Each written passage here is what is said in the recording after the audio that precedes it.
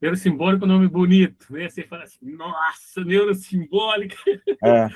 Mas aí não é complicado. A neurosimbólica é o seguinte: o neuro, você usa o neuro, que é a ELLM, né? Esse gráfico complexo aí que a LLM tem por baixo dos panos, por baixo do capô, você usa ela para criar um grafo, para criar um grafo, para você resolver um problema. E o simbólico é de uma forma determinística, você navega nesse grafo e aí resolve o seu problema. Então, quando você vai fazer alguma coisa... Eu escrevi um artigo há um tempo atrás que foi muito interessante.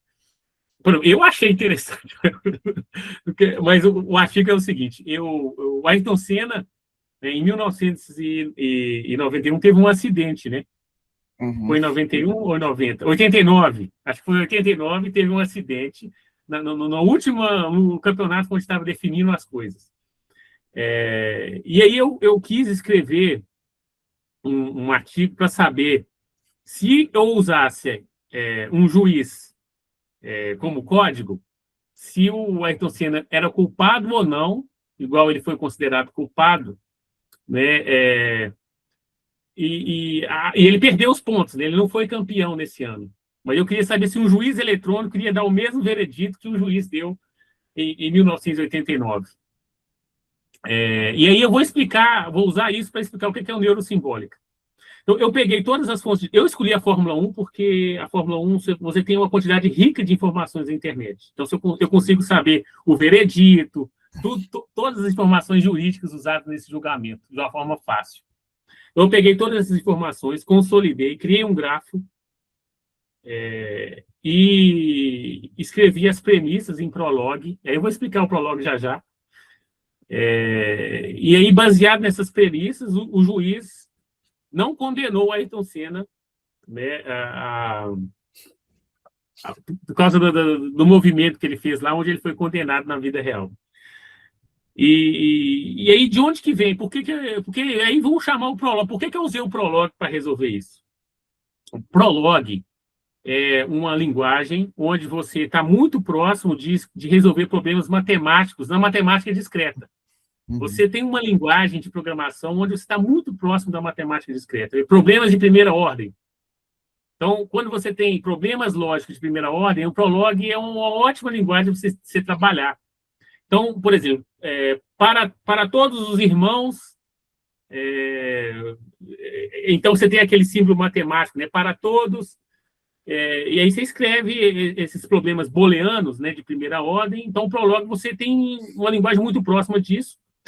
E aí ele tem algumas coisas muito interessantes quando você vai resolver problema lógico. Ele faz o backtracking, ele tem a unificação.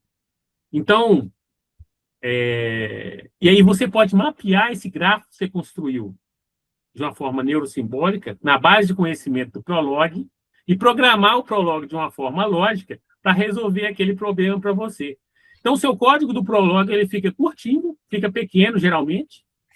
Né? Você tem uma fase anterior que você construiu essa base de conhecimento, e aí você tem a parte do Prolog, onde ele vai navegar nessa base de conhecimento e resolver aquela lógica que você precisa resolver. O Prolog não é a única linguagem que você consegue fazer isso. Né? Existem outras formas de fazer. O Prolog é uma delas, mas como eu tive um contato com o Prolog, é uma linguagem madura, está aí desde a década de 80, né? Tem essa unificação, nem todas as linguagens vai ter essa unificação.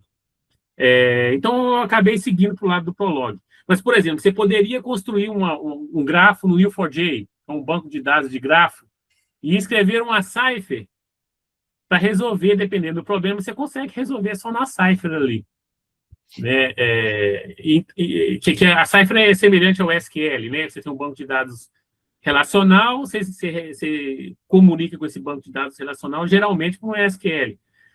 Quando você tem um banco de dados de grafo, existe uma linguagem, a Cipher é uma delas, existe mais de uma, e aí você comunica com o seu banco de dados de grafo através dessa linguagem. O Prolog é uma coisa semelhante, você também vai ter uma base de dados, só que essa base de dados vai estar na memória, e você vai escrever de uma forma lógica, bem próximo da matemática discreta, a lógica booleana ali, o problema que você quer resolver, e ele vai navegar nessa base de dados e te dar a resposta.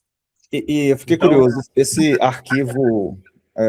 artigo do Ayrton Senna, ele está público para o pessoal? Público, está público. Qual Ele que é o está, nome? inclusive, ele está lá na biblioteca, né, no site da biblioteca, eu publiquei esse artigo lá, que algumas coisas que eu acho interessantes eu acabo escrevendo e colocando lá. Então, eu te passo o link Legal. dele no...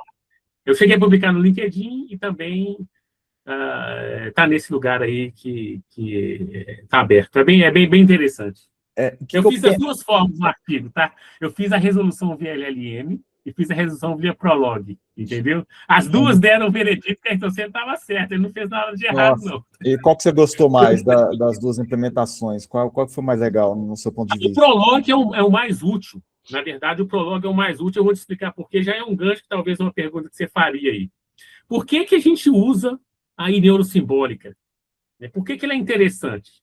Porque quando você pergunta o LLM te dá uma resposta, é uma caixa preta que te deu a resposta. Você não tem justificativa.